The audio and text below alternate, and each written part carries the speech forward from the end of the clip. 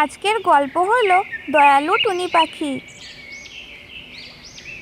সে অনেক দিন আগের কথা। সুন্দরবন নামক একটি জঙ্গলে বাস করত একটি টুনি পাখি। আর জঙ্গলের আর এক প্রান্তে বসবাস করত একটি ঈগল। ঈগল তার বাসায় বসে বসে বলছে, এখন তো বনে খাবার খুঁজে পাওয়া খুবই কষ্টকর। আমি তো বনের এদিকে ওদিকে সব জায়গায় দেখেছি, কিন্তু কোনো খাবারই তো খুঁজে পাওয়া যাচ্ছে না।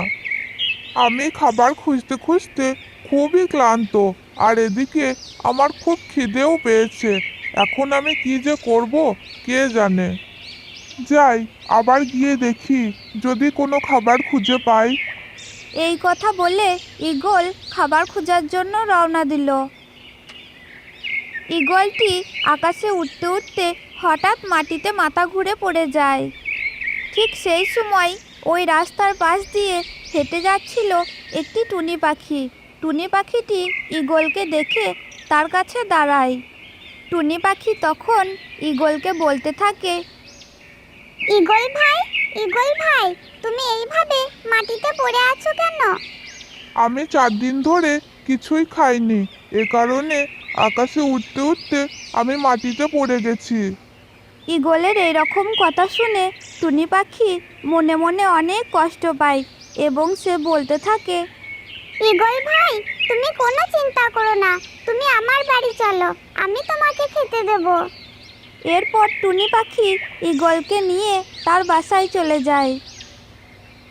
টুনি পাখি ঈগলকে অনেক খাবার খেতে দেয়।